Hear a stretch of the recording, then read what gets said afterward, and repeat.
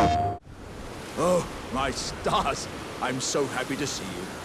I am Alexander, also known as the Iron Fist. And as you can see, I'm stuck here. Please, can you help me out of this?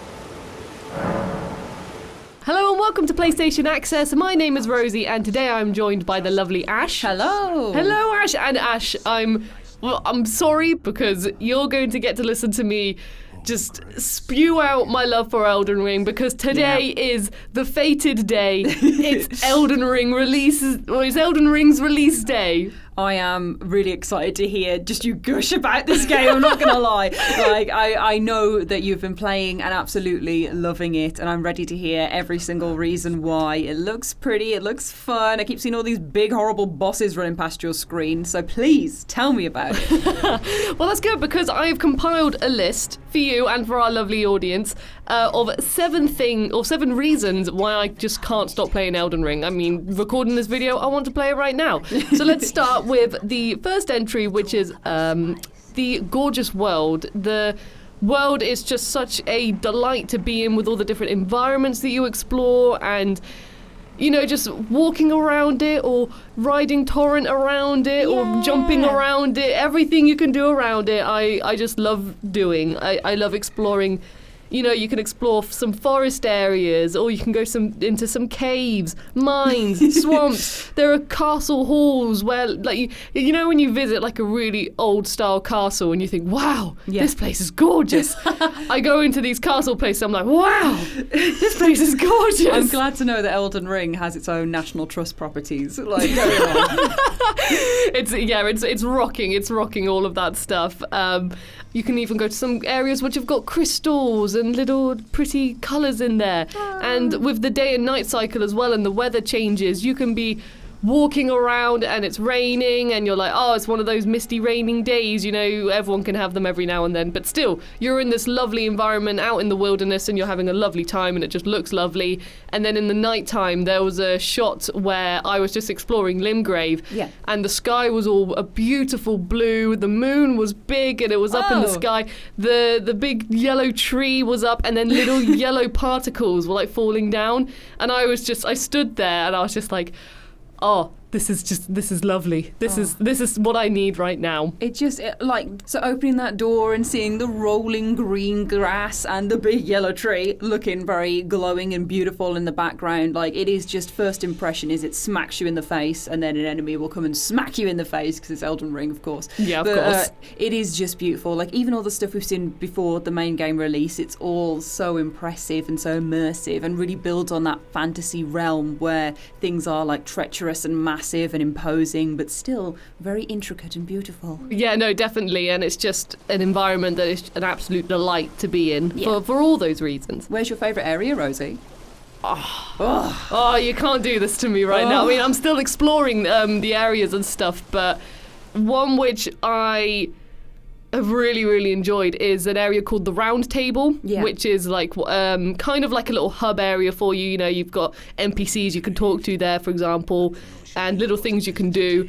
But going into there, you know, when I mentioned about having the castle aesthetics, this was the first area where I was like, oh, look at the big fireplaces, look at the statues on the wall, look at the big table in the middle. It was great. So I think for now, at the moment, that's probably my favourite area. Oh my God. See, I'm really early on. Like, I'm still very early on in Elden Ring. I just keep stopping and doing a Rob and just looking at things up close. Like, wow. So I'm just so excited to see more of it, definitely. The Round Table. Ooh, sounds very medieval. Wait till you get to the Round Table.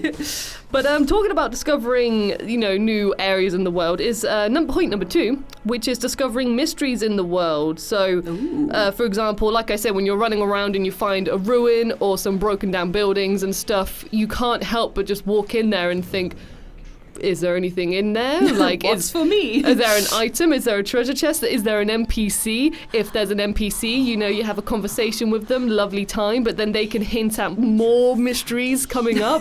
There was one NPC I was talking to who was talking about she sailed with other people and they all lost all their limbs to a big spider, and then she was like, now I want to become one with the spider, and I was like, what is this mysterious spider? Stay away from me. That's got all of these limbs. Okay, this sounds like fun. But also, being in the world, if you see a tower in the distance, you wonder, like, can I go there? How am I going to go there? When am I going to go there? What challenges am I going to face whilst making my way there? And you can't help but just edge your way to see what's over there. You have statues which point to, like, oh, you might want to check this area out. And whenever I find them, I'm always like, oh, where are we going? Where are we going? What are you pointing at, statue? So I love those. And if you read item descriptions, they can reveal even more mysteries or answer a lot of mysteries that you might be having. So, for example, I found I didn't find, when I killed a dragon, I obtained a dragon heart, and I thought... Sorry. I love that so casually. When I just killed a dragon. And then I just took its heart, it was fine. Like, I took its heart and I read the description, it was like, oh, you can use it at the dragon communion. And I thought, oh, okay, that's the mystery of that area solved. So I took it there, and then I spoke to another NPC, and then he said, oh, it's a dangerous thing using that dragon place. And I was like, oh my god, did I do something wrong? Should I not have used the dragon heart? But it's just very exciting, and I love discovering the mysteries and learning more about the world in general.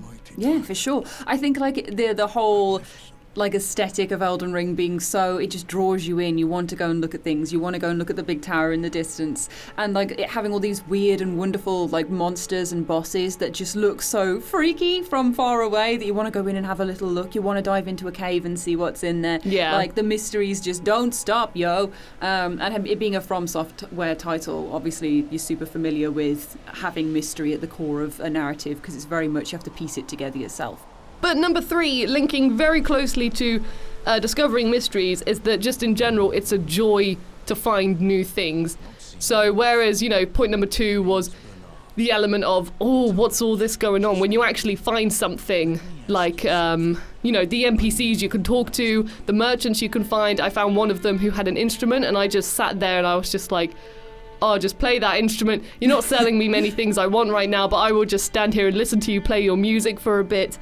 Ain't no party like an Elden Ring party. Yeah, tell me about me and this merchant having a great time. The new locations you find, it's very exciting, especially when you don't have the map of the area yet. Because in order to see the map, you need to find a piece of it. So if you're literally going into unknown territory and you don't know what how the environments can change or what will be coming up or any paths, it's literally just you exploring these new worlds, and the things you find in them is just always incredibly exciting. The items and abilities you can find, treasure chests and things like that, apart from the treasure chest, which was actually a trap. I was going to say, are there like mimics in it? So I haven't come across a mimic yet, but I did come across a chest, which I thought was going to be a lovely chest, give me an item or a weapon and it'll be great. But I opened it and it teleported me to a crystal cave, and I was there panicking, in the evening, thinking, I've got to go to bed, but I couldn't fast travel. And I was like, oh my god, what am I going to do? Past your bedtime, trapped in the crystal cave. It was a nightmare. And I just had to, the enemies were too strong for me at the time, so I just thought, right, I'm just going to leg it. I'm just going to have to put my shield up, run, and hope that I go the right way to find a site of grace. And even when I found a site of grace, I couldn't fast travel, so I had to run even further. So I was there, running around, just going absolutely mad, thinking, please, someone come help me, find me anything. And then when I could get out of the area, it was so relieving. But that's just my traumatic experience of being trapped for the first time, thanks to a treasure chest. But also, and then I was just running around and I found some bears, which I thought, lovely bears, and of course they started attacking me. Oh my god, you were showing me and Dave a bear earlier when you were doing some capture. Oh, that was a big bear, yeah. That was a massive bear, and Rosie was like, oh, I'm just gonna have a look at this, and I was like, fight the bear. And she went and grabbed like an item from the bottom of the tree and then ran away, and we were like, oh, the bear hasn't even followed you. Come on, what's going on here? And you flipped the camera around and the bear was right behind you, slashing at you. It was great. Those bears are absolutely, but again, when I first found that bear, I didn't know it was coming. I was just running around and I just got slashed in the back and then I was dead, and I was like, oh my god, but it's that excitement and the thrill of what on earth just happened to me, what's going on. So finding those bears, terrifying when I first did it, but it's one I'll never forget. And also, just finding the bosses as well, because you could be just walking around the area and then suddenly there's something you're you know, you kind of have a stare down with some enemies. Like, they see you in the distance, you see them. They can slowly approach you. Yeah. And then you're still, and then it's like, maybe not. But then sometimes they're not a boss, and other times, suddenly the music kicks in, health bar comes up, and you're like, oh my god, we're in a boss now. This is incredibly exciting. What am I doing? I'm panicking. So it's just, to find these new things is an absolute joy. But moving on to point number 4 is that the music completely absorbs me. One thing I found just playing it is that, you know, when the music's so good, you don't realise it's there because it's part of the experience. Yeah. So literally running around Limgrave, I've just, the soothing, lovely music that's been playing, it's just become a part of my soul, and I just absolutely love it. And then the moments where an encounter does happen and you hear, you know, the drums kicking in a bit and you're thinking, oh god, there's danger, what's going on? Even the smallest encounter, something's happening and the music indicates, right, you might want to keep your guard up, something's happening.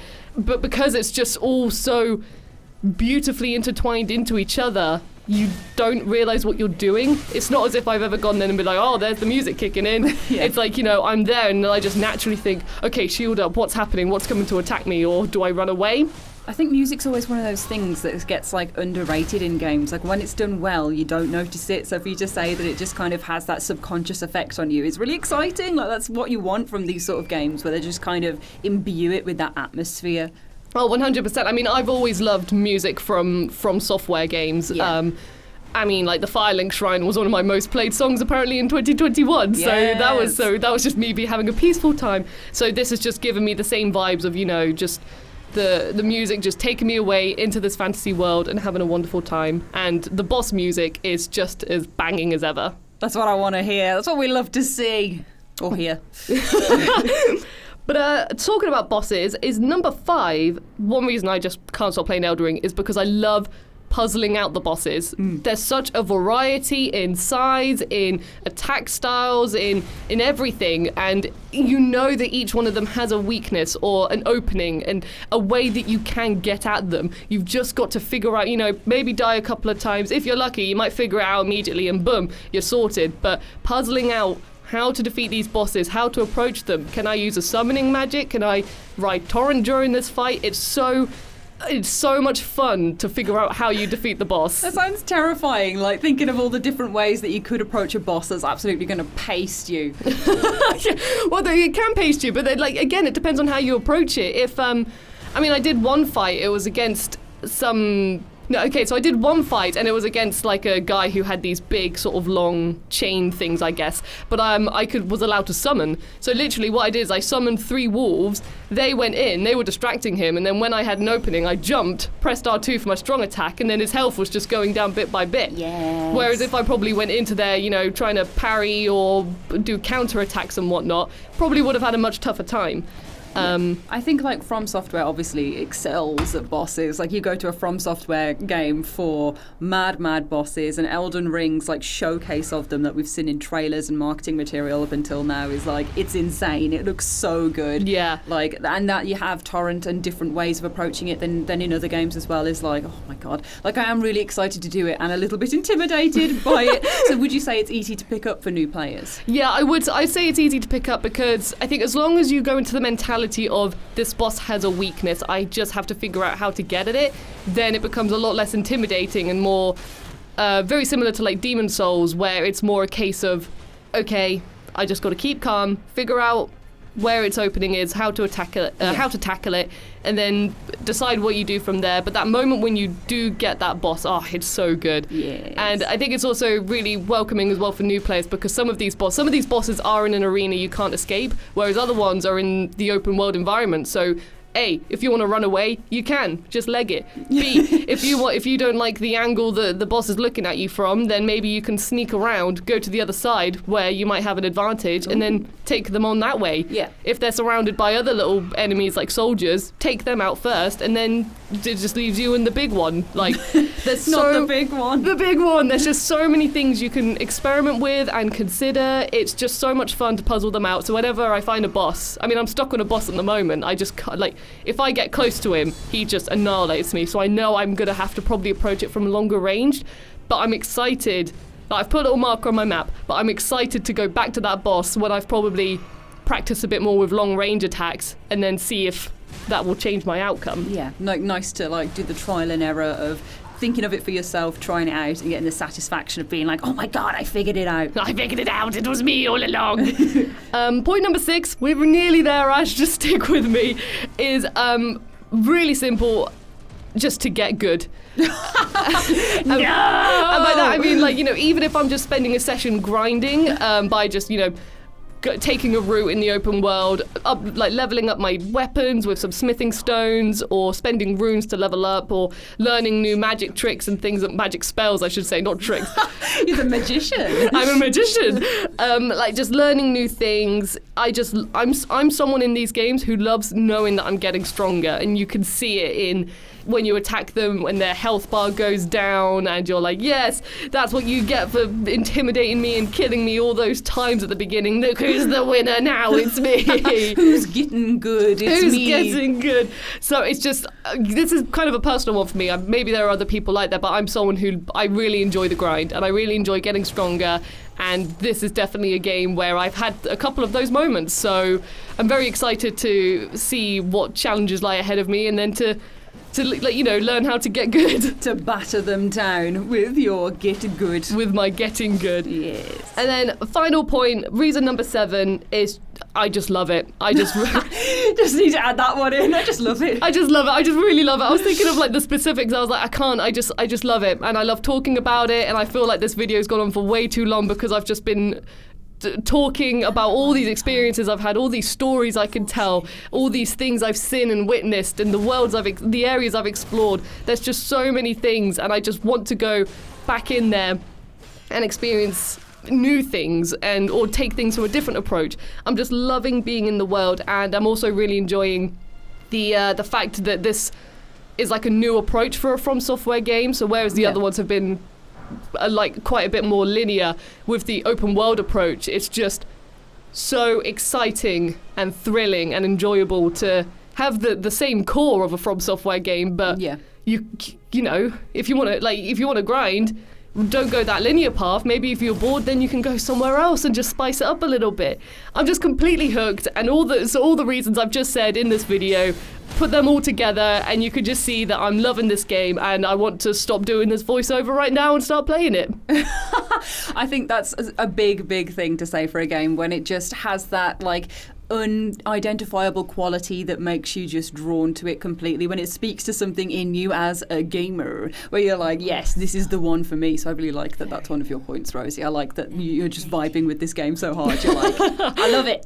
Well, I mean, hopefully everyone else is, you know, feeling the same way that I am with this game, because the game's out today. It's out right now on PS4 and PS5. So stop watching this video. I mean, maybe wait until we get to the end screen first. But I've been here talking about 7 reasons why I can't stop playing Elden Ring. Hopefully you guys all in the audience are having the same experiences that I am and also can't put it down. But thank you for putting it down to watch this video for a bit. Or if you haven't played it, please, I hope this video has, you know, pumped you up to try it out if you've never played a From Software game before, or just delve into the world. Just play this game, please.